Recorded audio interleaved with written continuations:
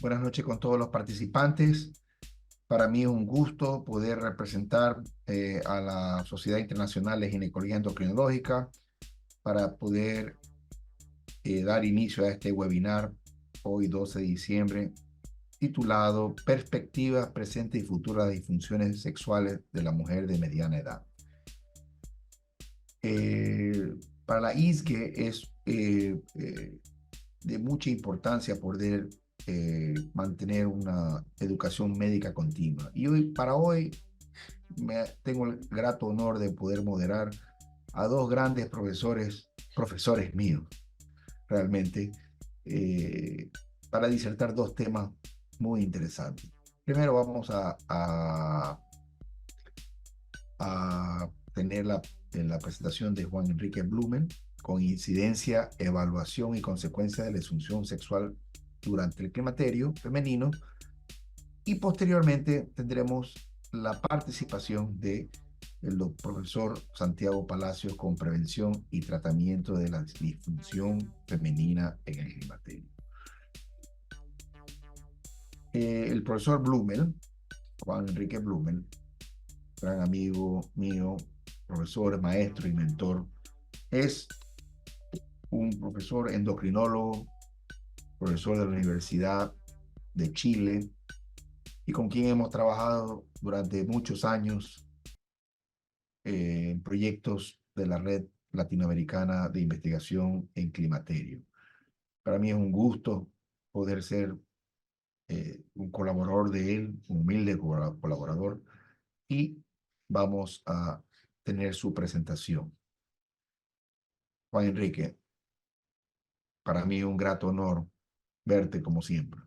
Un saludo cordial a todos los colegas latinoamericanos. No es una exclusión de los amigos españoles, ya que a esta hora obviamente están durmiendo. El tema que voy a tocar es el problema de la sexualidad. La sexualidad es un aspecto que es muy importante en la calidad de vida de las personas, no solo de las mujeres, también de los hombres. Y en el fondo traduce el nivel de bienestar físico, psicológico y social. La mayor parte de los estudios que hemos hecho mostramos que las mujeres que tienen actividad sexual, y mientras más satisfactoria en general, hay menos riesgo de Alzheimer, menos riesgo de sarcopenia. Hay una serie de factores que están mostrando que la sexualidad es una expresión de la salud de la persona. Ahora bien, nosotros hicimos un estudio ya hace 24 años atrás en que evaluamos calidad de vida con el cuestionario específico de calidad de vida de la menopausia. ¿Y qué encontramos? Que la sexualidad, los trastornos de sexualidad podían deteriorar 5,4 veces la calidad de vida de las mujeres. Los síntomas vasomotores es lo que más afecta, pero la sexualidad tiene también una posición bastante importante en el deterioro de calidad de vida que se observa en el periodo de climaterio. Ahora, definir difusión sexual es bastante complejo porque es una serie de trastornos que producen trastornos significativos en la habilidad que tienen las personas, en este caso las mujeres, para responder sexualmente a su pareja y tener una experiencia placentera. Ahora, este es el fruto, como decíamos, de factores biológicos. Los cambios hormonales pueden afectar los medicamentos, los antidepresivos, la lubricación vaginal va a disminuir también el deseo sexual. Pero también van a haber factores psicológicos, la depresión, la ansiedad, conductas negativas, malas relaciones personales, aspectos socioculturales, tienen que ver con en general que tengan que ver con el envejecimiento. La religión también puede afectar aspectos culturales. La relación, si la relación tan mala, no pidamos que haya una relación sexual adecuada. Por lo tanto, no solo es biológico, es psicológico, es sociocultural, es de relaciones de personas. Ahora, estudiar este fenómeno es complejo, ya que el comportamiento sexual ha variado en el tiempo y en los diferentes grupos. Hoy día, a nadie se le ocurriría, por ejemplo, lo que hizo, tengo entendido, la esposa de Alejandro Magno, que le regaló un efebo. O sea, ha ido cambiando en el tiempo. Los emperadores romanos, imagínense que ahora que un presidente hiciera lo que hizo Adriano cuando se le murió su pareja masculina en el Nilo, se ahogó, lo transformó en un dios. O sea, ha habido Alejandro Magno también, se le murió su general y él cayó en una depresión fuerte. Por lo tanto, la sexualidad va a depender del tiempo, de la cultura, va a depender de muchas variables que no solo son biológicas y culturales. En la menopausia hay una serie de factores que pueden alterar la sexualidad.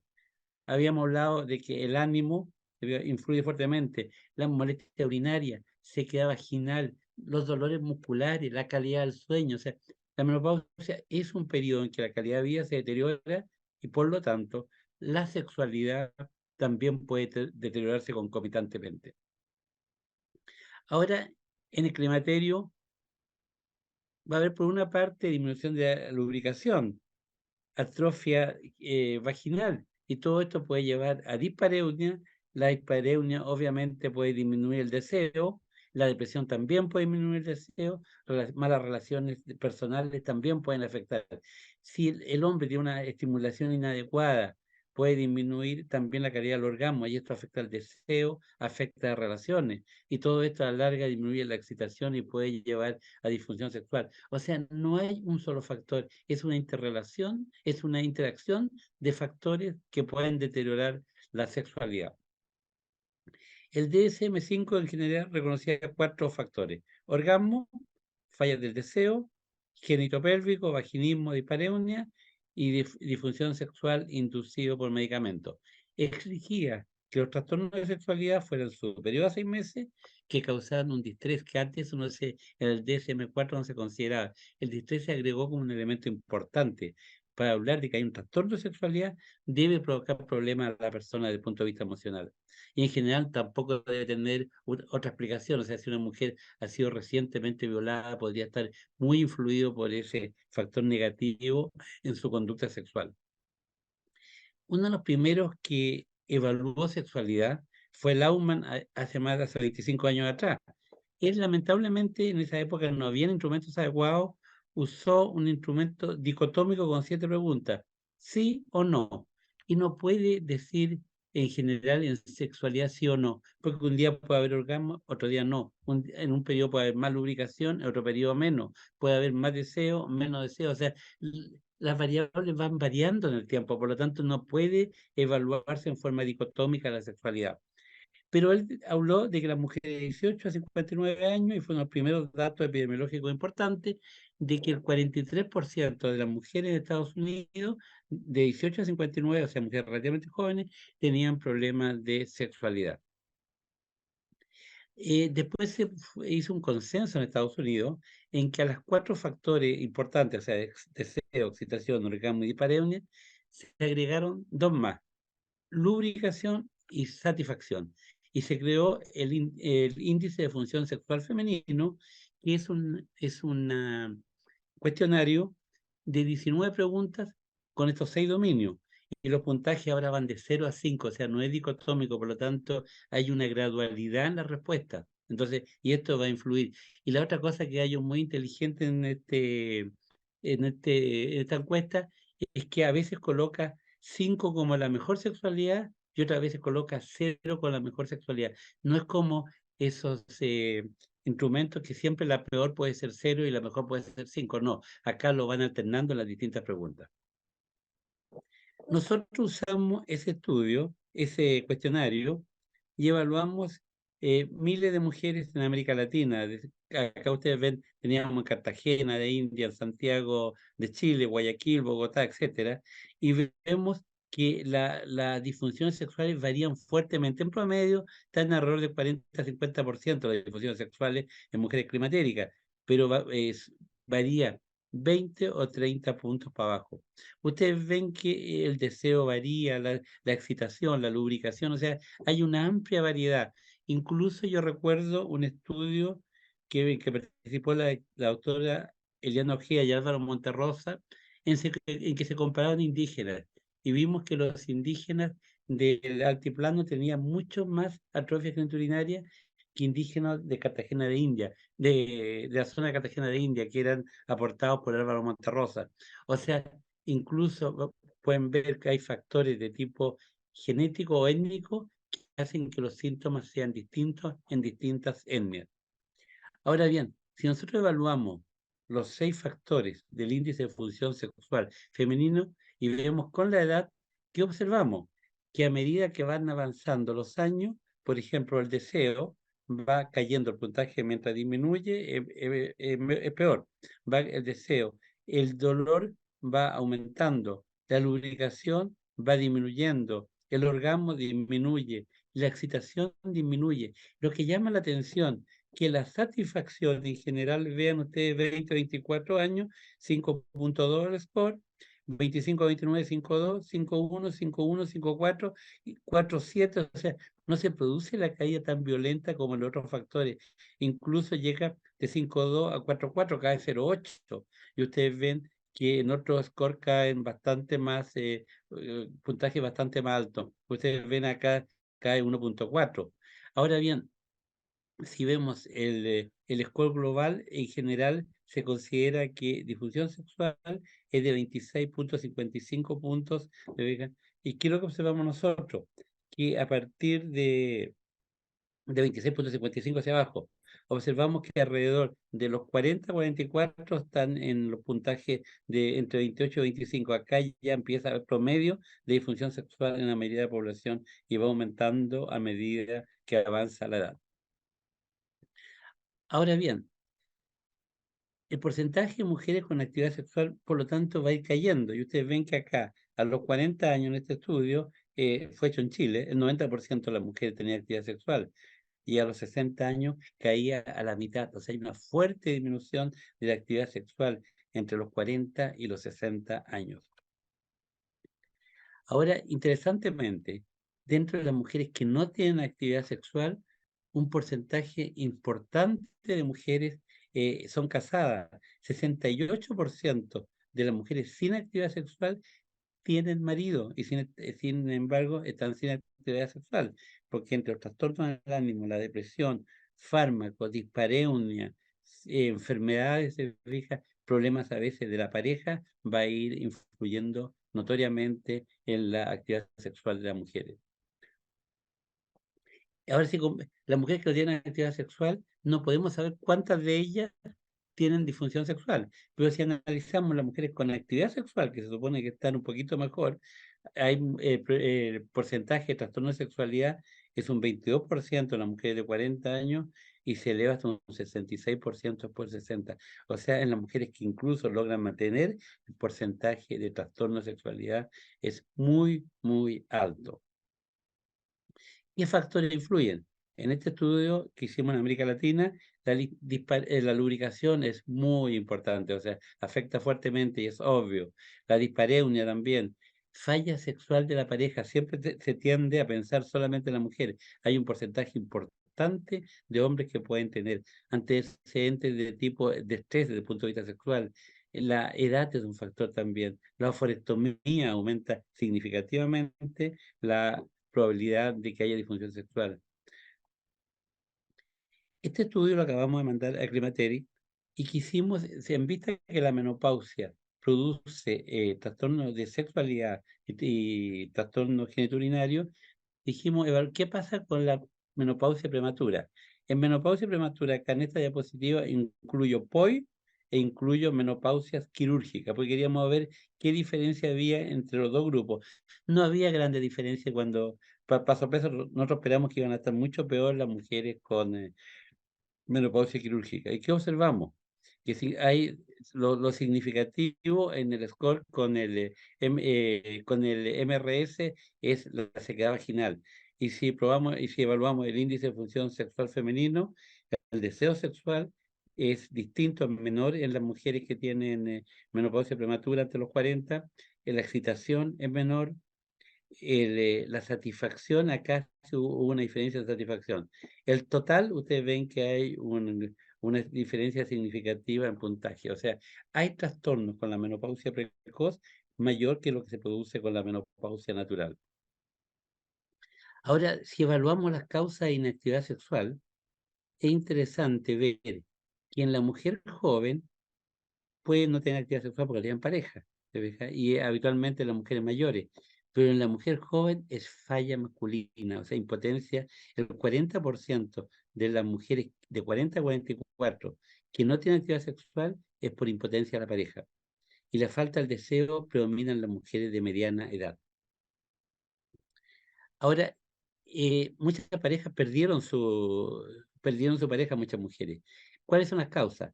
Malas relaciones personales lejos, una nueva pareja que apareció, quedaron viudas también, falla sexual de la mujer e impotencia del cónyuge. Ahora yo no sé cuántas de este porcentaje de malas relaciones personales se debe a que la mujer en general tiene una disfunción sexual.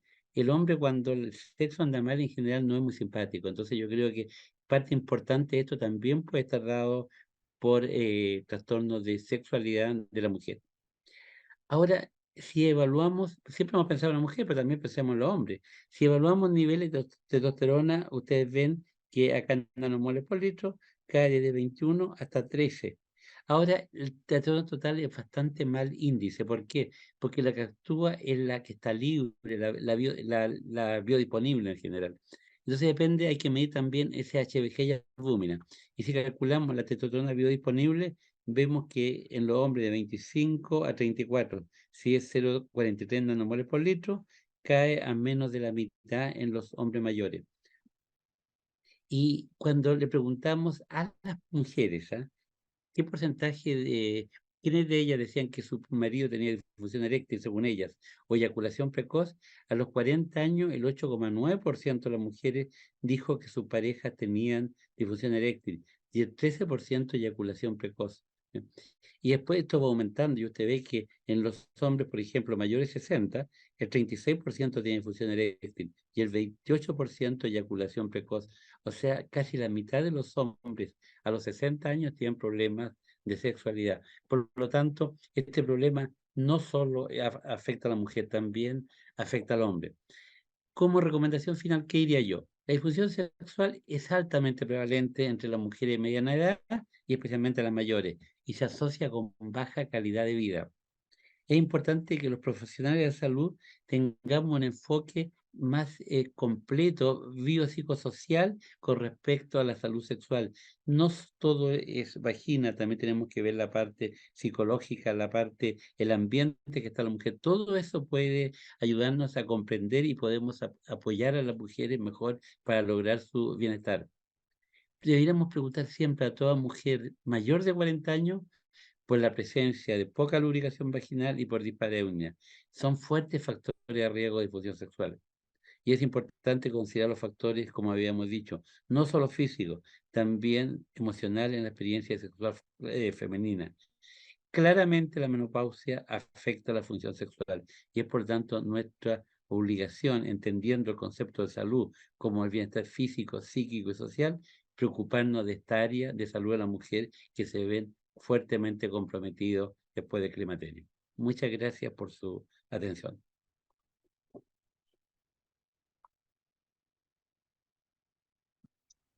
Muchas gracias, profesor Blumen. Ahora vamos con la presentación del profesor Palacios. El profesor Palacios es director de la Clínica Palacios de Salud y Medicina de la Mujer en Madrid, España. Una persona muy versada en la temática también. Y él nos va a hablar ahora de la prevención y tratamiento de la disfunción sexual femenina en el climaterio. Doctor Palacios. Muchas gracias y buenas tardes, noches, aquí ya son madrugadas. A todos quiero empezar dando las gracias a ISGE y esperar que todos nos encontremos en el próximo congreso, ¿verdad? Del 8 al 11 de mayo en Florencia. Ahí iremos todos y así les puedo ver. Dar las gracias, por supuesto, a nuestro chairman, al profesor Peter Chedraui y a mi compañero en este webinar y mi querido amigo Juan Enrique Blumer. Bueno, yo lo voy a dirigir un poco a todos ustedes sobre cuál es en estos momentos el state of the art del tratamiento de la disfunción sexual femenina. No tengo ningún interés, ningún tipo de intereses en este webinar, luego, por lo tanto, mi conflicto es nulo. Y quiero empezar con esta provocativa diapositiva. Vamos a tener que aprender y hablar mucho de disfunción sexual en los próximos años y se nos va a complicar. En España, la Policía Nacional acepta que existen 37 géneros y por lo tanto los tenemos que aceptar todos. Y fíjense que muchos de ellos, yo voy a tener que estudiar de una manera tremenda. No sé lo que es omnisexual, escoliosexual, termisexual, bisexual, asexual, poliamoroso, intersexual, agénero, género fluido, bigénero, trigénero, en fin. No les quiero complicar porque no es la temática, pero posiblemente tendremos que saber cómo prevenir y tratar de una manera diferente o personalizada muchos de estos nuevos géneros que van a aparecer. De hecho, les pongo un ejemplo. Si un transgénero decide que tú, como ginecólogo, eres el que le tienes que ver y tiene próstata, tú tienes la obligación en España de verle y, por supuesto, descartar patología prostática. Esto nos está complicando o nos está haciendo al revés, aprender nuevas áreas, ¿verdad?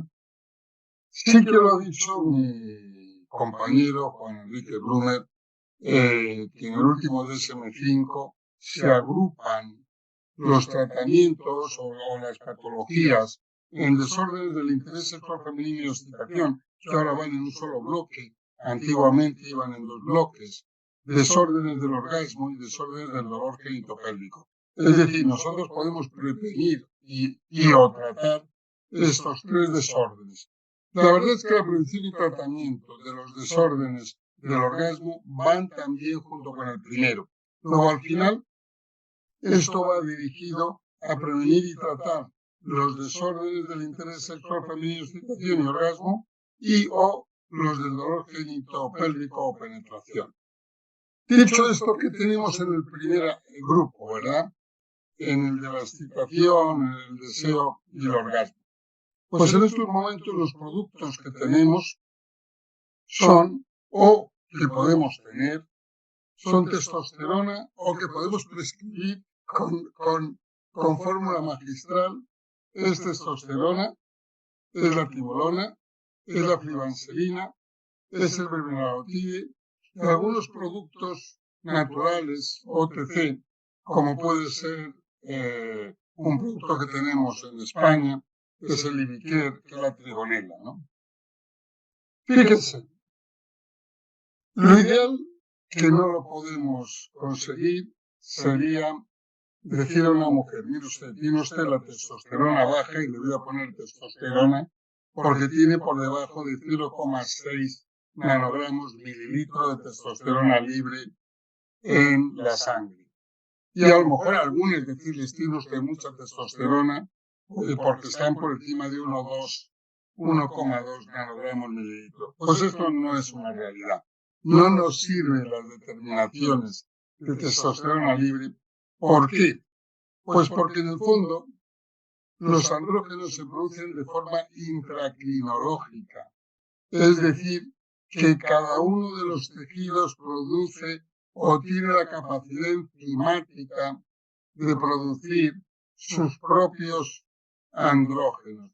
Luego, sí que podemos señalar que si bien los niveles de testosterona libre o de andrógenos en general en la sangre nos pueden dar una orientación, no es exacto con lo que está pasando en cada tejido debido al concepto intracrinológico. Fíjense la cantidad de tejidos que tenemos en el organismo que pueden producir ellos mismos andrógenos.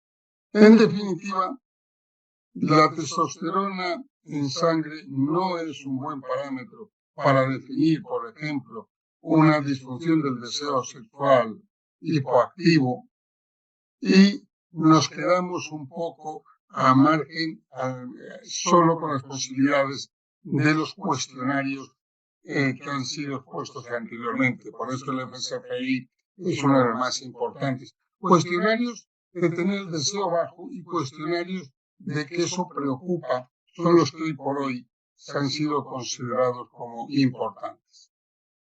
Desde el principio ya empezamos a tener algún tipo de testosterona, porque se demostró desde hace años que sí, la testosterona era válida para el deseo sexual hipoactivo. Y de hecho, os acordáis todos que hace aproximadamente 20 años, 20 y tantos, tuvimos en el mercado europeo los parches de testosterona, parches transdérmicos, y hubo estudios muy importantes, se llamaban Intrinsa, ¿verdad?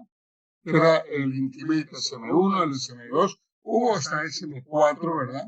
En el cual se demostró, sobre todo, primero al principio en menopáusas quirúrgicas y después, ¿no?, que sí que era útil, que era importante el tratamiento con testosterona para la disfunción sexual femenina. Aquí sí que es cierto, acuérdense que los parches están muy bien controlados, porque hacían que estuviera siempre los niveles de testosterona en el nivel alto de la normalidad, no supranormales. Sin embargo, se dejó muy claro, y los estudios así lo demostraron, que incluso sin pasar el umbral de normalidad, podía existir más riesgos de acné, alopecia, hirsutismo, la voz más profunda y la clitoromegalia. Pero por lo tanto, bueno, pues se quedó ahí como un tratamiento casi de pocas semanas, ¿verdad? Y un tratamiento a tener en cuenta.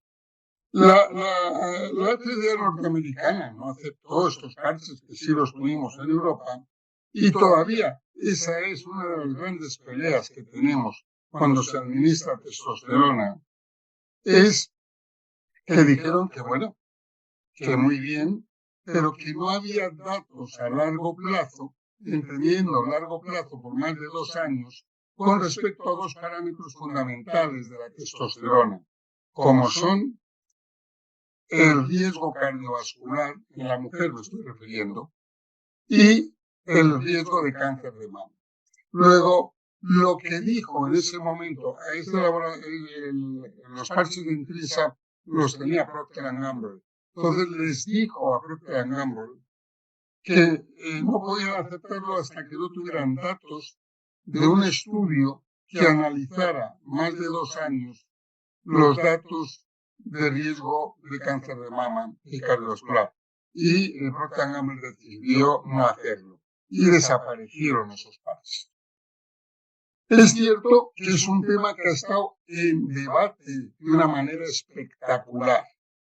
Un debate impresionante y llegó a tener una cierta luz con el consenso, el posicionamiento global que varias sociedades, entre otras, la International Menopause Society, se hizo con la terapia de testosterona y se situó que, bueno, ha sido muy controvertido y sigue siendo, se situó que sí, la testosterona está muy bien solo para el caso de desórdenes del deseo sexual hipoactivo, es decir, el deseo. Cuando muchos esperaban mucho más, y somos muchos los que mandamos por más allá de esta indicación la testosterona. Pero esta es la realidad, es donde se ha posicionado y se ha quedado. Y en estos momentos el mayor referente que tenemos sobre el state of the art de la testosterona sería este consenso global que tenemos. ¿Qué es lo que ha pasado? Que sorpresa, sorpresa, señores. Por fin ya tenemos, porque sí, todos hemos hecho lo que hemos podido prescribiendo testosterona. O bien hemos hecho una fórmula magistral en gel, o hemos cogido el gel de los hombres y lo hemos partido en 7 o en 5. Otros han puesto o ponen y prescriben implantes de testosterona. Pero ya una compañía pequeñita, australiana, que pronto va a llegar a todos, ha decidido y ha hecho una fase 3 y ha comercializado y ya ha sido aceptada también en Inglaterra un gel con testosterona. Aquí tienen las dosis de Androfem. Les presenta Androfem 1%. No tiene nada que ver con la compañía. O sea, que se lo presento como novedad. Pues aquí tienen ustedes las dosis. Ellos recomiendan 0,5 mililitros, 5 miligramos de testosterona en gel y nunca pasarse de 10 miligramos, de 1 mililitro. Entonces, este es el gel que tenemos, que lo tienen ustedes como es, el Androfem, y que yo creo que, bueno, que va a estar en muchas partes del mundo próximamente. Y déjenme que les señale lo que ellos mismos señalan como contraindicaciones a este gel.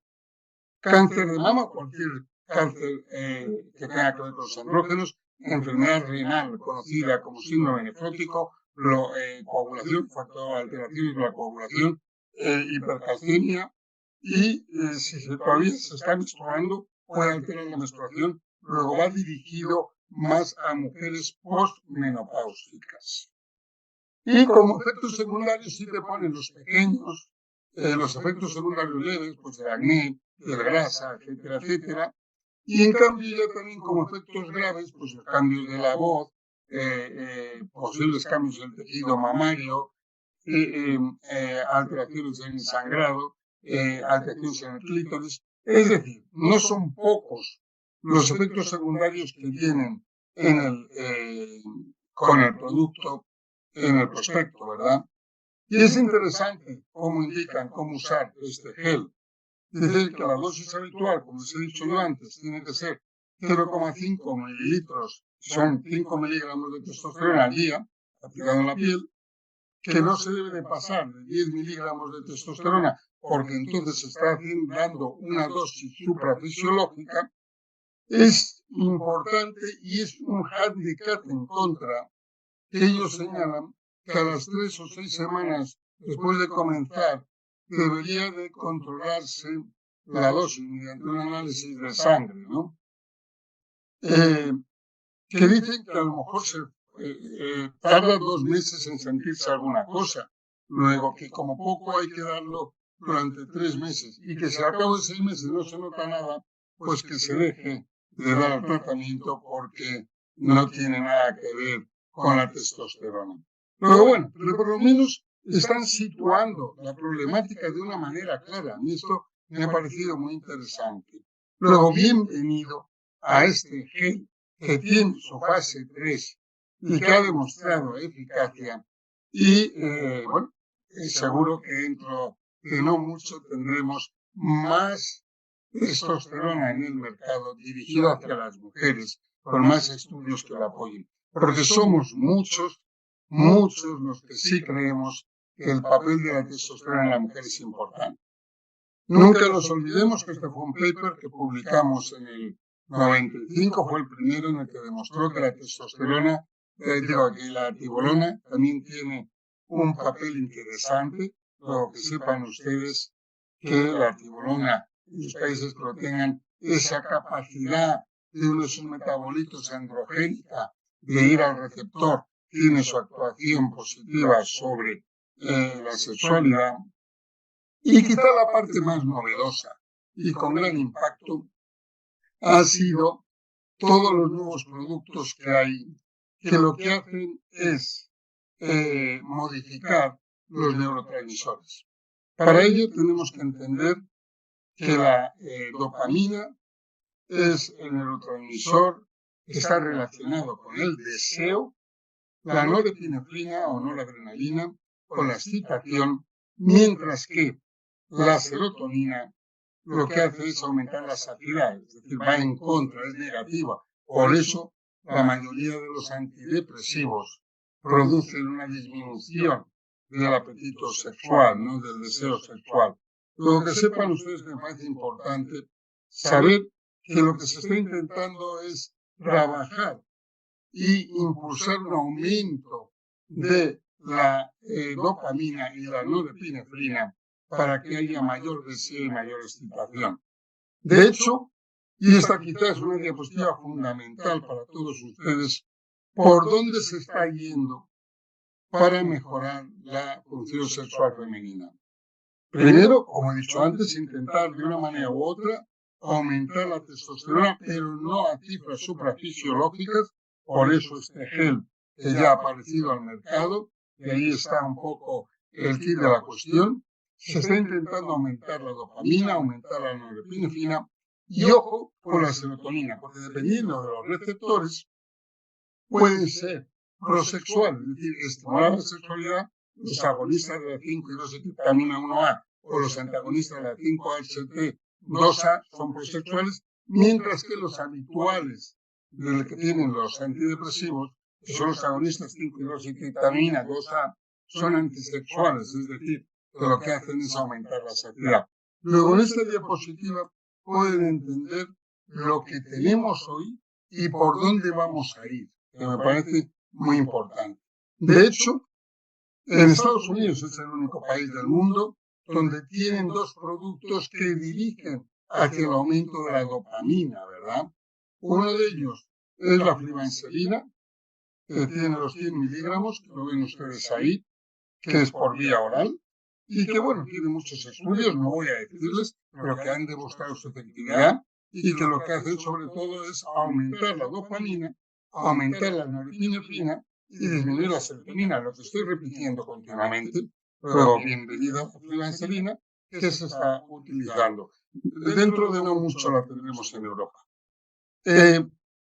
Y por lo tanto yo creo que son tratamientos de mucho interés. Y últimamente ha aparecido recientemente, en 2019, en Estados Unidos también, la brimonidina, el Vilesil, que es un péptido sintético análogo a la hormona hidropéptida alfa, que tiene mucha afinidad con un receptor específico de la melanocortina tipo 4, que lo que hace es lo mismo, para que ustedes lo entiendan, porque no tengo tiempo para explicarlo en detalles, aumentar la dopamina. Y al aumentar la dopamina, neurotransmisor que aumenta el deseo, pues aumenta el deseo.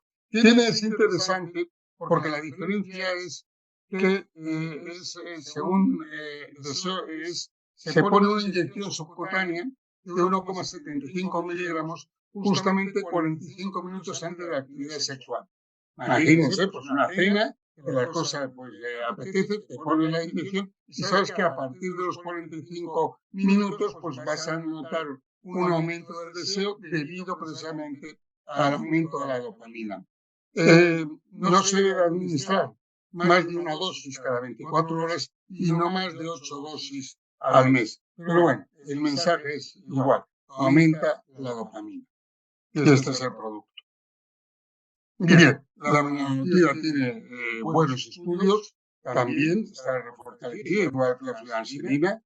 Los estudios con la brimonidina son los RECONNECT, que han demostrado también efectividad. Eso lo digo desde aquí. Aquí tienen ustedes que la relación con el placebo, que sí que aumentó, fue estadísticamente significativo y que por lo tanto los estudios que hay aceptan la brimonidina como un producto que sí sirve para estas alteraciones. Es cierto que los efectos secundarios más importantes los tienen ahí: náuseas en un porcentaje no pequeño, sofocos y dolor de cabeza.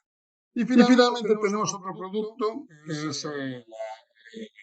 es OTC, pero que a mí me parece muy interesante y lo he investigado bastante, que se toman 2 tabletas al día y que lo que hace, lo que tiene es lo que se ha hecho es un conjunto de los productos naturales que han demostrado mejoría con la sexualidad, junto con el ginkgo biloba, que lo que hace es un vasodilatador, pues darlos para mejorar la función sexual, el deseo sexual. Entonces está sobre todo la trigonela, que es quizá lo más importante, pero también está la valeriana y el tribulus. Todo ello, junto con el ginkgo biloba, lo que hace es aumentar el deseo y la excitación sexual y por lo tanto la función sexual. Escribimos un paper sobre, hicimos un trabajo sobre este producto, que bueno, es un producto nutracéutico y por lo tanto prácticamente sin efectos secundarios, y lo que demostramos es que mejoraba la función sexual del PSFI claramente de forma estadística con respecto a la basal que mejoraba también todos los dominios de una manera estadísticamente significativa. Y lo que me pareció más objetivo fue que disminuía las sex hormone binding globulin a base de aumentar la testosterona libre. Entonces, lo que hace este producto natural es aumentar la testosterona libre endógena, gracias a que disminuye las sex hormone binding globulin y por lo tanto mejorar el deseo sexual. Y la parte muy positiva es que es un nutracéutico. Pero realmente me parece un tema también interesante y una opción muy válida. Vamos, de hecho, yo lo prescribo mucho. Una vez lo que tenemos, te lo deja bien claro, testosterona por una parte y que vienen más, afortunadamente, bienvenidos. Por otra parte, aumentar la dopamina y la norepinefrina a través del sistema nervioso central, que son los neurotransmisores del deseo. Y este componente nutracéutico, vamos a la segunda parte, esto voy a ir más rápido, que son los desórdenes, sobre todo, me voy a focalizar, porque otros desórdenes son mucho más específicos a la atrofia vulvovaginal. Nosotros hoy sabemos que han mejorado muchísimo, este es el primer mensaje, todos los hidratantes vaginales que penetran mucho más en la mucosa de la vagina, sin lugar a dudas, y que ahora ya hay con iosomas y con fitosomas, y se utiliza pues diferentes compuestos, y que realmente están mejorando muchísimo la hidratación vaginal, sin lugar a dudas, pero que el rey y el gold estándar, y todo el mundo lo reconocemos, son los tratamientos androgénicos, terapia hormonal sustitutiva y estrógenos locales, sobre todo los estrógenos vaginales, los que consiguen mejorar la atrofia vaginal. Hoy se considera, y todavía las sociedades más importantes, que el gold estándar de tratamiento para la atrofia vaginal son los estrógenos vaginales o locales. Claro, si la mujer tiene más síntomas vasomotores, lo que sea son terapias sistémicas, hormonal, ¿verdad? Pero si no los tienen y dirigidos solo hacia la atrofia, tratamiento local. Los principios del tratamiento, y este es el motivo por el que se considera los estrógenos locales, son dobles. No solo aliviar los síntomas, sino también, y esto es importante, restaurar la fisiología. Y ese es, solo lo hacen los estrógenos locales, los componentes.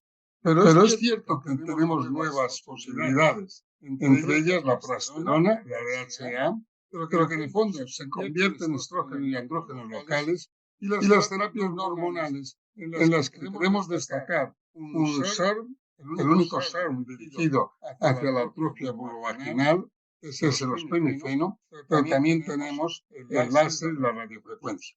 La terapia estrogénica local, saben ustedes, es muy útil en el 80% de los casos, que se empieza a notar a las 3 semanas y que hay que esperar pues ese tiempo hasta tener sus efectos. Y la progesterona, yo creo que tiene, y yo creo que además va a aparecer de una manera importante también en todos los países latinoamericanos, pero ahora lo tenemos en pocos países europeos. En España sí lo tenemos desde hace tiempo con mucho éxito, también está en Portugal, también está en Italia. Que bueno, que lo que hace es transformarse de forma intratecnológica en estrógenos y andrógenos locales. Aquí lo tienen ustedes. Fíjense en la última de todos de abajo. Es una señal intracrinológica. Luego, esto da mucha seguridad. Lo que hace la progesterona es llegar como una prohormona, porque no es una hormona, no hay receptores de la DHA. Y justamente en la mucosa están las enzimas suficientes en las células de la mucosa vaginal, donde se transforma, y aquí lo verán ustedes mejores, dentro de la célula, fíjense cómo penetra, se transforma en estradiol y testosterona, y dentro de la propia célula también se inactivan, se metabolizan, y solo metabolitos inactivos están en la circulación. De otra manera es segurísima, porque solo metabolitos inactivos pasan a la circulación sistémica, y eso es un tema fundamental. Y por eso tiene una virtud. ¿Qué virtud tiene a diferencia de los estrógenos locales? Ellos son estrógenos locales, pero además su componente de testosterona le da un punto positivo, ya que hay receptores de testosterona tanto en vulva como en vagina. Y por lo tanto le da ese punto interesante de un aumento de la excitación y del deseo que no tienen solo los estrógenos. Estos fueron los estudios que hicimos nosotros, demostrando y publicado en Menopause la cantidad de receptores de estrógenos y andrógenos que existen en la vulva y en la vagina. En la vulva hay más receptores androgénicos que estrogénicos, pero hay los dos, pero por lo tanto este componente es interesante para la vulva. Y en la vagina hay más estrogénicos que androgénicos, pero hay de los dos, en las tres láminas, en el epitelio, en la lámina propia y en la muscularis. Pero por lo tanto, es interesante tener un producto que se metabolice a nivel local, tanto en estrógenos como en andrógenos, en testosterona. Por otra parte, es súper interesante y lo tenemos en Estados Unidos y en España, son los países donde están, el ospenifeno, que es el primer SERM, que por vía, fíjense qué mensaje. Tratamiento no hormonal, por su SERM no son hormonas, que se toma por vía oral, con la comodidad de tomarla por vía oral, y que mejora la atrofia vulvovaginal. Excelente, ¿no? El tema. Tiene muchísimos estudios, pero lo más interesante, de eficacia. Son lo último que ha salido, ha sido los estudios PAS, que es los típicos de que exige la Agencia Europea de Seguridad después de 5 años. Y con un número, fíjense ustedes, de 8.000, 12.000, y comparado con 242.000. ¿Qué es lo bueno que ha demostrado el ospenifeno? Pues aquí está. Que no es un SERM y teóricamente aumentaría el riesgo tromboembólico, de tromboembolismo venoso. Pues no lo aumenta. No es como el raloxifeno, y no es como el tamoxifeno, y no es como el bacedoxifeno. Es el único SERM que no aumenta el riesgo. De tal manera que de estar, digamos, como segunda línea, hoy por hoy se le considera una primera línea también de tratamiento de la atrofia vaginal por su seguridad. No aumenta el riesgo de trombosis venosa, ni por supuesto el cáncer de mama, como todos los SERM. Sabemos que los SERM no solo no lo aumentan, sino que lo protegen. Entonces aquí podemos decir que el número de cánceres de mama, por lo menos, es igual, nunca más. Y si acaso se podría demostrar que son menos, pero por lo menos podemos decir que es al mismo nivel que el grupo control. Luego, por lo tanto, seguridad mamaria y seguridad en el riesgo de trombosis venosa. Y eso le ha posicionado como una primera opción, como los estrógenos o la progesterona vaginal. Y por lo tanto está la indicación. Se considera que es hoy por hoy, tanto en Estados Unidos como en Europa, un tratamiento de primera línea. Y después, bueno, ya para finalizar, tenemos los láseres, la radiofrecuencia, que bueno, cada vez hay más papers, nadie le duda que hay muchos papers y que por lo tanto están ahí como una opción. Dicho de otra manera, estamos contentos, porque como ponemos en esta publicación, claro que tenemos muchas opciones ahora y además con una evidencia tremenda. La terapia hormonal, los estrógenos locales, la progesterona, los penifenos, todos tienen una evidencia 1A. Luego, creo que es un tema para discutir con la paciente y decidirlo. ¿Cuál es el tema? Ya saben ustedes que eso lo digo yo mucho. La atrofia vulvovaginal, que causa la dispareunia, el dolor en las relaciones sexuales, y por eso estamos hablando aquí de ello. Es una enfermedad crónica progresiva, es decir, que van a necesitar que bienvenido todos los tratamientos, porque si una mujer se pone óvulos durante 3 años ya me parece muchísimo, ¿verdad? Después habría que cambiarle a otra cosa, después a otra cosa, después a lo mejor al cabo de 6 años se le hace un láser. Es decir, bienvenido todas las posibilidades terapéuticas. Son muchos años para mantener saludable esa vulva y esa vagina. Y lo que digo yo es que hay que evitar la cascada de severidad. El mensaje es que hay que tratar lo antes posible a nuestros pacientes para evitar que tengan una atrofia vulvovaginal severa y que sea prácticamente inviable casi tener relaciones sexuales.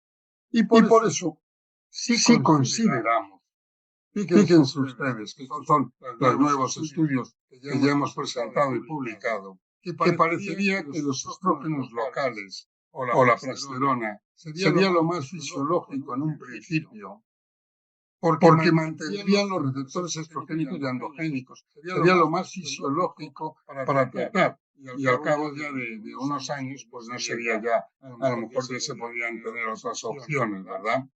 Y uno de los temas que ahora mismo se está manejando mejor y pensar que sería un papel interesante para la testosterona local, en este caso también para la progesterona, sería evitar, porque claro, cuando el epitelio o la mucosa vaginal, sobre todo el epitelio vulvar, se hace mucho más fino, se hacen mucho más sensitivos los corpúsculos sensoriales, como los famosos crow's finger o los de Pacini y Meissner, ¿no? Y por lo tanto, esos muchas veces reaccionan muy bien a los andrógenos locales o, en este caso, la progesterona. Pero, por lo tanto, es una vía que está poco desarrollada, pero que yo pienso que en el futuro se va a trabajar muy bien. Y no olvidar, y eso que hay mucho camino para todos, que hay posibilidades de combinaciones. Por ejemplo, en este caso, un laboratorio suizo lo que hizo fue la aplicación de combinaciones que es el estriol con un lactobacillus. Pues me parece una buena idea, ¿no? Es decir, que creo que hay posibilidades para tratamientos secuenciales en el futuro y para tratamientos de combinación. Y esta yo creo que es la última diapositiva en la que les señalo que, bueno, una mujer que tenga dispareunia a los 55 años, la va a tener el resto de su vida, por ejemplo. Y por lo tanto, tendremos que pensar y desarrollar estrategias de tratamientos secuenciales en la que todos tienen cabida, como he dicho antes, los hidratantes, los lubricantes, los estrógenos locales, la progesterona, los clomifeno, pero el láser y la radiofrecuencia también. Entonces, lo que hay que hacer son estrategias para que esa señora mantenga sana continuamente esa vulva y esa vagina.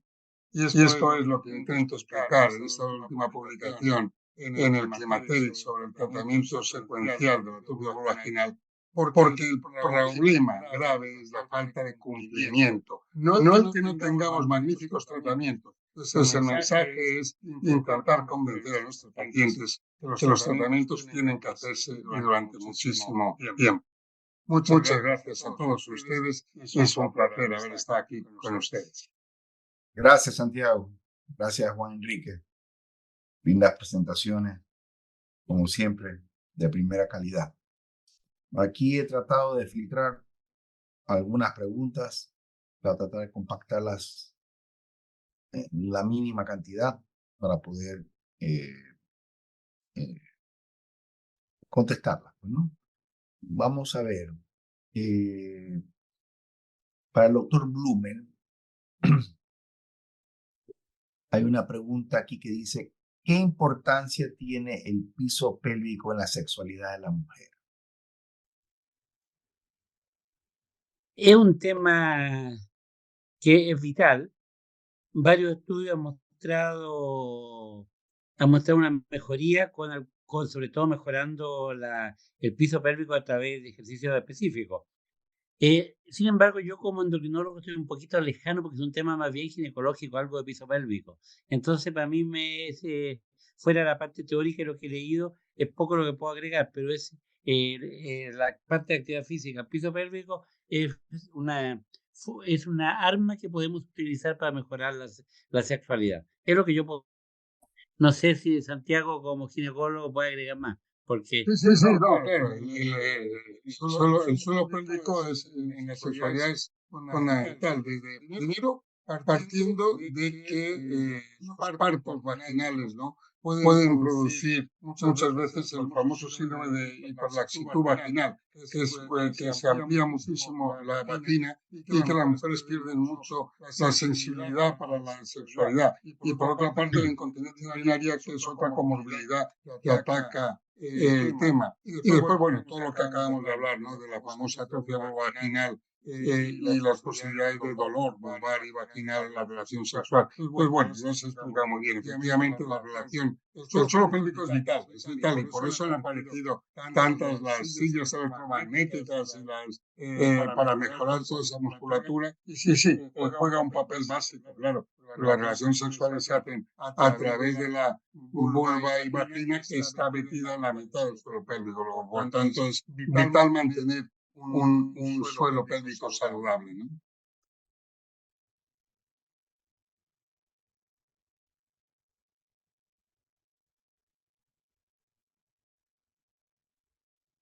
No te oímos, Peter. Peter, tienes que abrir el micrófono.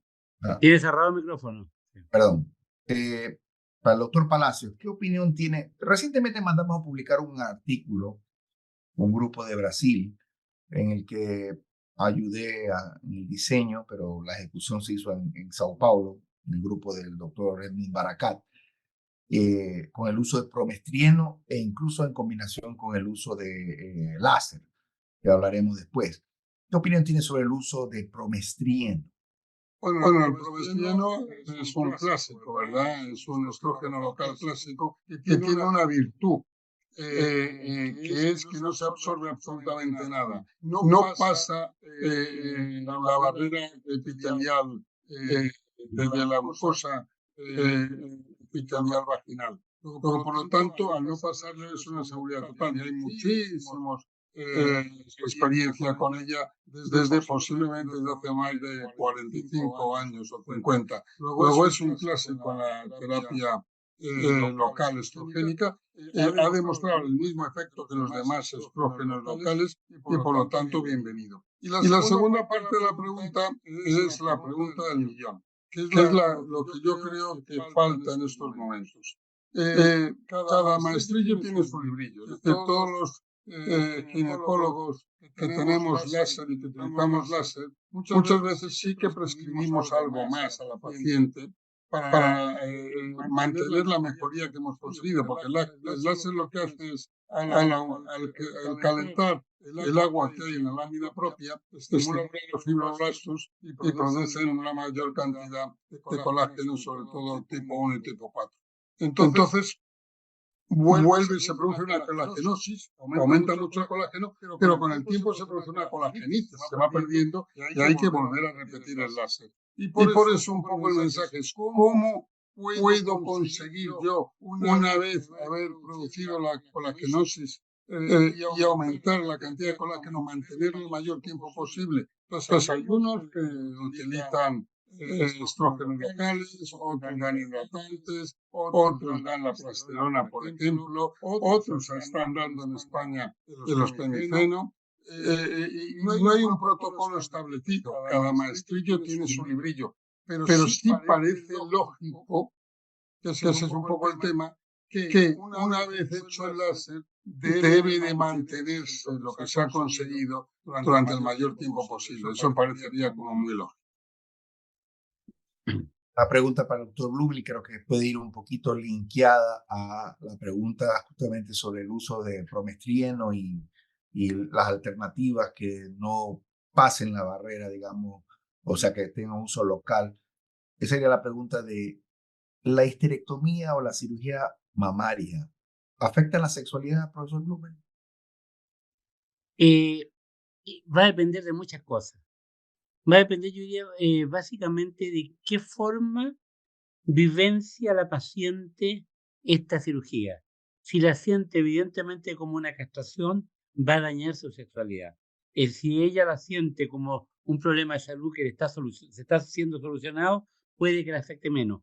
Ahora, hay algunos estudios que muestran que la histerectomía no es tan neutra como pareciera. O sea, en algún sentido, produce más trastorno de tipo emocional. Incluso yo me acuerdo que hace muchos años salió un estudio que aumentaba riesgo de infarto y aumentaba el riesgo de la histerectomía sola, sin ofarectomía, y aumentaba el riesgo de fractura de cadera. Por lo tanto, yo creo que la histerectomía no sé hasta dónde es tan inocua desde el punto de vista hormonal. Probablemente en la cirugía, al modificar la el riesgo ovárico pudiera influir en la sintomatología de la mujer en la posmenopausia. Por lo tanto, a través de cambios hormonales, y a través de efectos emocionales y de cómo vivencia también el hombre, porque a veces los hombres sienten que la mujer le pone una mastectomía, está como castrada, está como dañada.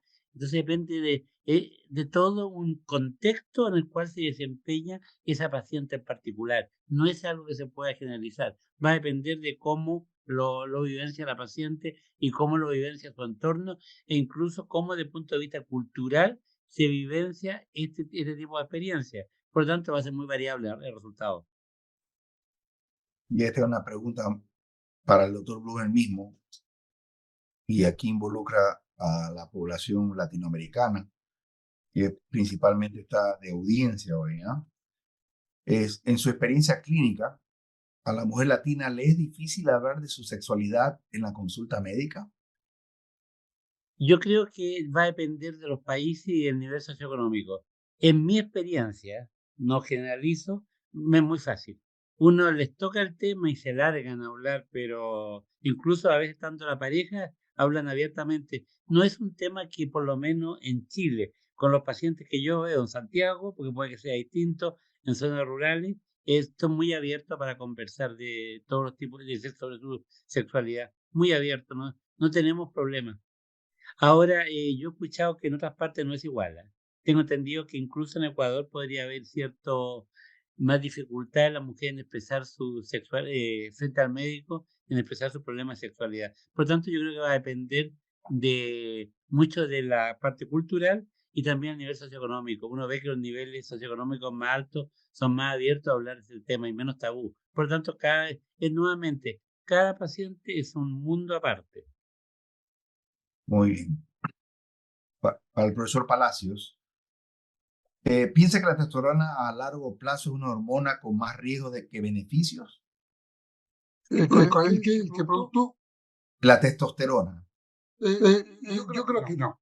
Yo creo, sinceramente, vamos a ver, lo voy a desarrollar el por qué contesto esto. La mujer tiene más testosterona que estrógenos, más andrógenos que estrógenos en general, y también van bajando. Luego, por lo tanto, es lo mismo. Es decir, si los estrógenos, lo que pasa es que los estrógenos caen en picado con la menopausia, los andrógenos no tanto. Luego, el papel que los andrógenos, y en concreto la testosterona, tienen un papel importantísimo en la mujer, no cabe la menor duda. Y posiblemente mucho más allá del deseo sexual, en la musculatura, en el hueso, etcétera, etcétera. Para mí el problema es no dar dosis suprafisiológicas. Entonces, es encontrar la manera de no tener dosis suprafisiológicas, porque no se ha demostrado el que los Norteamérica, la FDA norteamericana no aceptara en su momento el parche de testosterona intrínseca, no fue tanto por creer que iba a aumentar el cáncer de mama, porque no hay datos que lo demuestren, sino porque no había datos. Eso me parece importante. El decir, oiga, quiero que demuestre esto, no es porque pensaran que lo aumentaran. En cuanto a cardiovascular, esto ya es un poco diferente. Sí que parece que podría plantear la dosis suprafisiológica o mayor riesgo cardiovascular. Luego, para mí yo creo que no, pero sí que se necesitarían estudios de más de 2 años, de 3 y de 5 años para asegurarlo. Esa es una asignatura pendiente y que es muy importante conocerlo, y sobre todo para el punto fundamental, que sería la crítica o no a los implantes de testosterona, es que con eso se produce taquifilaxia, una dosis suprafisiológica en las que puede tener una adaptación la paciente y necesitar cada vez más, y por tanto ser peligroso. Pues el concepto sobre todo es de dosis más que trayectoria. Peter, ¿puedo agregar algo? Bueno, le Mire, yo doy. creo que es muy importante que dé mucho cuidado primero coincido plenamente con lo que ha dicho nuestro amigo Santiago. Si tú estás reponiendo algo que es fisiológico, no debiera haber mayores problemas. Todo lo contrario, incluso podrían haber algunos beneficios. Pero yo creo que yo quería ir a otro aspecto. Hay que tener mucho cuidado con los estudios cuando hablan de riesgo. Porque de repente dicen, el riesgo aumentó un 25%, lo que pasó en el juicio, pero eran 0,8 casos cada 1000 mujeres. Nosotros reevaluamos los mismos resultados del WHI y lo publicamos en Menopause. ¿Y qué encontramos? Que con la misma base de datos de ellos, el cáncer de mama en las mujeres con estrógeno y progesterona se presentaba después de 5 años, un día antes que las que no usaban que las que no usaban estrógeno. O sea, hay que tener mucho cuidado. Entonces, lo que vale son los riesgos absolutos. El riesgo relativo es una jugarreta estadística. Por lo tanto, de repente podemos encontrar riesgos de cáncer de mama de un 25% más alto, pero es 0,8 casos cada 1000 mujeres. Por lo tanto, yo creo que los riesgos hay que mirarlos siempre con mucha sospecha. Y creo que individualizar cada caso es importantísimo, ¿no? Aquí hay una pregunta para ti, Juan Enrique. Me ha gustado mucho. Es respecto a la vitamina D. Como se sabe, la vitamina D ahora es considerada como una hormona en la cual existen receptores para la vitamina D en todo el cuerpo, ¿no? Y que sugiere roles diferentes en diferentes aspectos de la etapa reproductiva de la mujer, del hombre también en general, ¿no? ¿Qué puedes decir sobre la vitamina D y la sexualidad? ¿Ah? Eh, el hecho que haya receptores de vitamina D en vagina, algo implica. Por algo están ahí. Ahora bien, hay una revisión publicada hace un par de meses en que muestra que la vitamina D mejoraría el pH vaginal, mejoraría el trofismo vaginal, mejoraría la sexualidad, disminuiría la infección urinaria. Pero de vitamina D ha salido tanto que uno llega a dudar de repente hasta dónde son estos resultados realmente significativos. Y nuevamente, si usan el riesgo, a veces el riesgo puede ser un poquito mentirosillo. Por lo tanto, yo creo que hay que esperar un poco. Sin embargo, a mí me pesa mucho que haya receptores de vitamina D en todas partes. Y la vagina tiene receptores de vitamina D, por lo tanto, alguna acción pueden cumplir. Y más todavía, en algún sentido también los receptores de vitamina D están vinculados a la respuesta inmunológica. ¿En qué forma pueden influir en el cambio de la flora, vaginal del uso de vitamina D? Por lo tanto, yo creo que es un tema que está muy abierto y la única forma de poder tener respuesta va a ser estudiar mujeres que tengan déficit de vitamina D, no poblaciones con normales y ver efectos, porque si, si, por ejemplo, a la gente que tiene colesterol normal le damos remedios para colesterol, no va a disminuir el riesgo cardiovascular, disminuye a los que están elevados. Entonces, acá faltan estudios con poblaciones con déficit de vitamina D y ver el impacto que tiene agregar y normalizar los niveles de vitamina D. Por lo tanto, yo creo que podría ser, pero siempre con una interrogante. Es demasiado bonito lo que aparece sobre vitamina D. No hay enfermedad que no la mejore, pero los estudios doble ciego no siempre muestran esos resultados. Por lo tanto, yo creo que hay que esperar. Puede ser. Esta pregunta, que son dos, la voy a compactar una sola para Santiago, que es, en su criterio, la dispareunia típica o la atrofia vulvovaginal, lo que ahora llamamos, ustedes saben, el síndrome genitourinario de la menopausia, ¿qué preferiría usted utilizar? O sea, como quizás en primera línea, segunda línea, y cuándo usted decidiría utilizar láser, porque es el que está ahora en boga, ¿no? De una manera muy sintética, por favor, profesor. Sí, la manera sintética es lo más fisiológico para mí y tiene que ver con lo más cercano a la menopausia de una mujer que empieza a protestar si tiene una menopausia a los 50, pues a los 53 años, es mantener la cantidad de receptores estrogénicos y androgénicos a nivel de mucosa vaginal. Y la manera de mantenerlo son con los estrógenos locales o con la progesterona, porque también trabajan los receptores, o con el esplenifeno, que también trabaja. Luego, eso es lo ideal. El láser sería, o cuando no triunfa esto que hemos dicho, o, por ejemplo, una mujer que ya han pasado 10 años desde la última regla, que no se han puesto nada, y por lo tanto ahí ya no hay receptores estrogénicos, y aquí sí que sería más efectivo quizá el láser. Y después los hidratantes vaginales en cualquier momento de la vida, porque esos además se pueden complementar con lo anterior. Por lo tanto, es mantenimiento de los receptores estrogénicos androgénicos con estrógenos locales o progesterona o tamoxifeno, y el láser para cuando no triunfa o posteriormente cuando ya han pasado más de 10 años.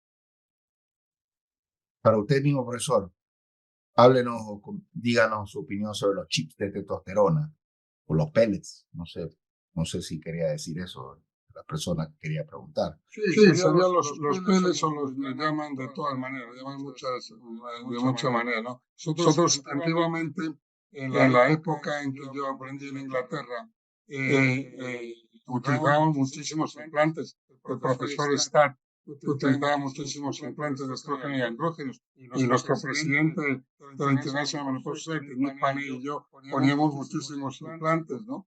Lo que pasa es que él mismo describió, como he dicho antes, el profesor Stark, John Stark, el concepto de taquifilaxia, que está publicado. Entonces, los implantes de testosterona en mujeres, por ejemplo, sin útero, que no necesitan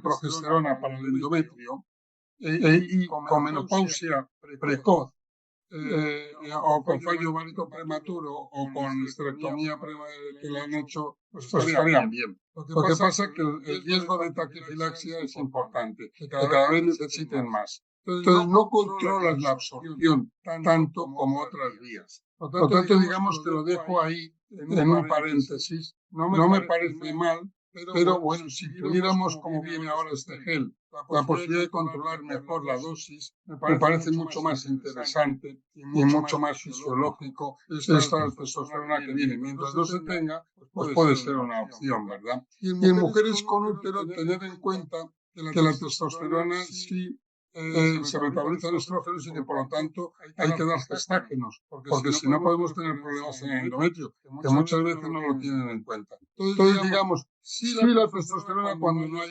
implante, cuando no hay otra opción. Si hay otra opción más fisiológica, como los geles, por ejemplo, que vienen, pues mejor. Santiago, Peter, ¿puedo hacer una pregunta, Santiago? Sí, claro, por supuesto. A mí me llama la atención el concepto de taquifilaxis, porque me ha tocado ver 2 pacientes en los cuales con unos bochornos espantosos, yo le doy estrógeno, mejoran un poquito y después vuelven a aparecer.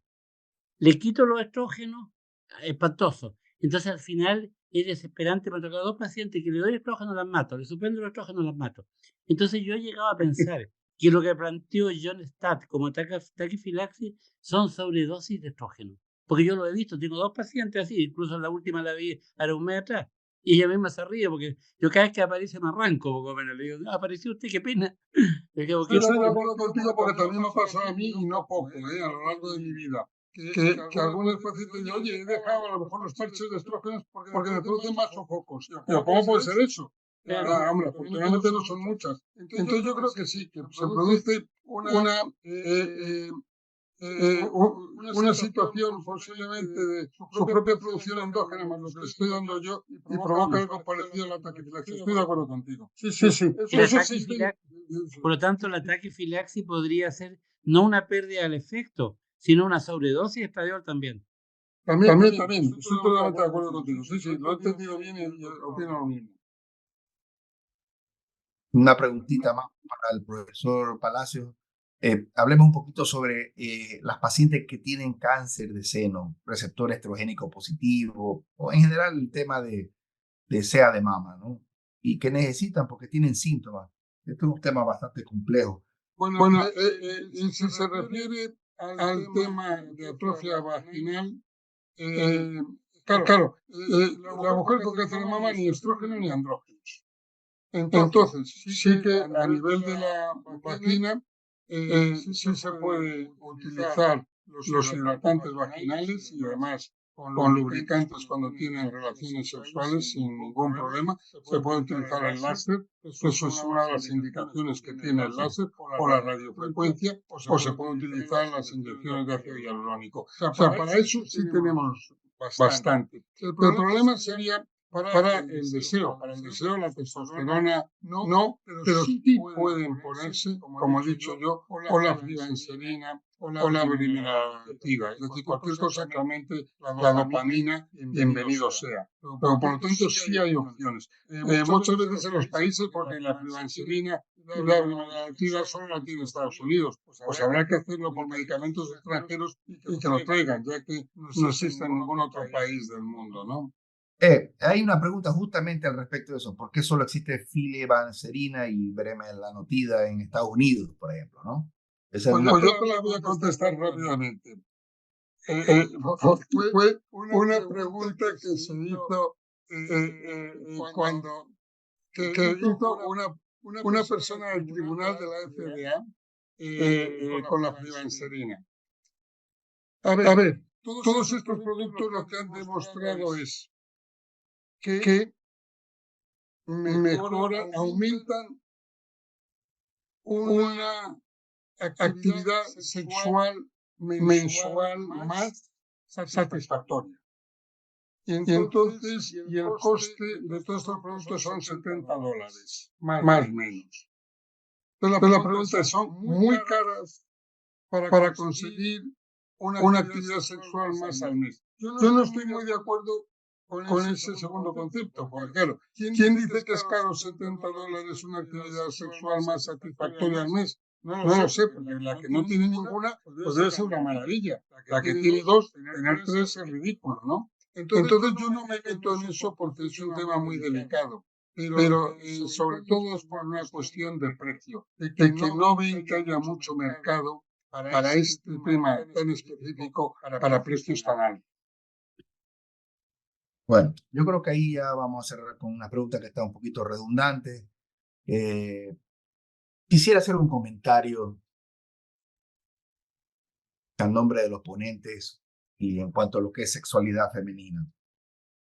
Yo creo que cada caso es muy particular. A medida que la mujer envejece, el hombre también, y cada caso en particular depende de muchos factores. No solamente hemos hablado de aspectos biológicos, las hormonas, los receptores, pero también hay factores psicosociales, también culturales, más que nada en Latinoamérica. Eh, en países desarrollados hay una cultura de sexualidad más amplia y creo que la sexualidad es un juego, digamos, biopsicosocial, definitivamente. Esto creo que eh, a mí me gusta mucho el tema del foreplay, ¿verdad? El juego, no se necesita, todo está acá arriba. Para mí, todo está acá arriba en el cerebro, ¿verdad? Y la mujer puede conseguir mucha satisfacción sexual, no solamente con el acto sexual per se, mismo que existen otras formas, porque todo está en el cerebro, el amor, la interacción de la personalidad, la cultura en la cual uno vive, las mujeres con el hombre exactamente. Y esto para mí es fundamental. De ahí que se combina con los componentes o los mecanismos biológicos con los que uno coadyuva. Yo pienso que la mujer en mediana edad tendrá siempre asegurada una buena sexualidad. Yo creo que esto hay que ponerlo en el tablero para que muchas mujeres a veces cuando ya tienen mucha sequedad vaginal tienen miedo a tener relaciones y se ha descrito mucho y se ha escrito mucho al respecto de que el acto, digamos, de tener más relaciones, ¿verdad? Siempre que se coadyuve la parte biopsicosocial, fomenta a que las mujeres quieran tener más relaciones. Eso se ha descrito, Juan Enrique hemos escrito mucho al respecto de eso, creo que con Camil también hemos escrito, con Santiago, y esto es muy importante. Y quisiera que comente solamente para terminar, porque estamos con un paper bonito ahí que estamos poniendo en la palestra, Santiago, obesidad y sexualidad. Danos un comentario rapidito, así, un minutito. Bueno,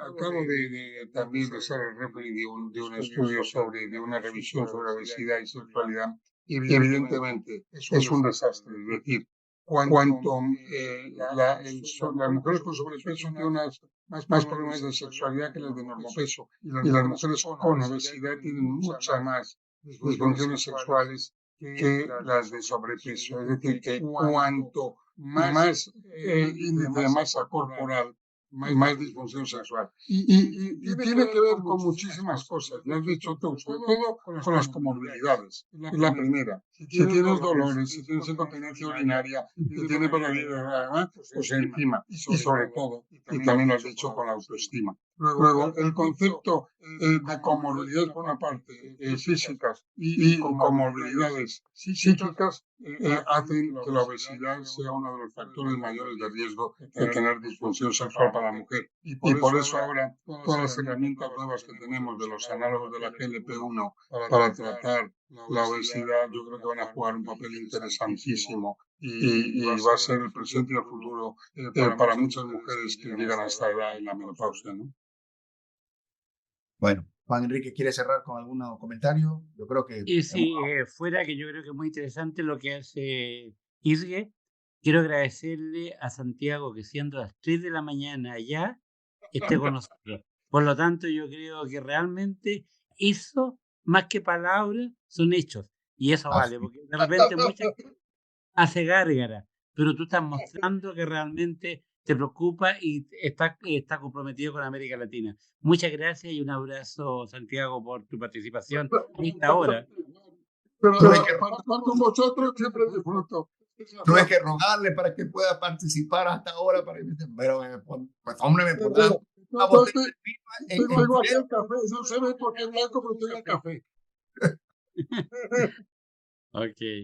Bueno, Adiós. con esto Salud. yo creo que cerramos este capítulo interesante y no te pierdas nuestro próximo webinar con otros actores importantes de Latinoamérica, Cuauhtémoc Celis, el doctor Hernández, Huber Cannavale, cambio metabólico frecuente en la menopausia, que será el día sábado 20 de enero 2024 a las 9 horas de México. Interesante día, hora, para que pueda expandirse a las horas de Latinoamérica, más 2 horas, menos 2 horas. Creo que esto es interesante. Y pues evidentemente, David, la diapositiva del Congreso, por favor, que es importantísimo para nosotros. Hemos trabajado, he tenido el privilegio de trabajar con Andrea Genazzani, a quien lo considero un mentor, un maestro, durante muchos años, más de 20 años. Vamos a tener el 21º Congreso Mundial de Ginecología Endocrinológica del 8 al 11 de mayo en Florencia, Italia, en el 2024. No te pierdas este congreso, es importante, es una congregación de mucha gente. Florencia es una ciudad lindísima, muy artística, es hermosa, se la pasa muy bien allá. Entonces estoy comprometido con una botella de vino con Palacios, pues, por haberlo hecho de velarse. Hoy día le debo una botella de vino que nos vamos a tomar ahí para seguir, para poder departir más proyectos a futuro como IGE y en la parte científica. Yo quiero agradecer a toditos. David, llévanos a la siguiente diapositiva o yo creo que ahí vamos a terminar ya. Le agradecemos a toditos los presentes. Gracias por casi 120 personas que han estado participando de Latinoamérica y los esperamos en Florencia. Muchas gracias, buenas noches, que tengan todos. Buenas noches.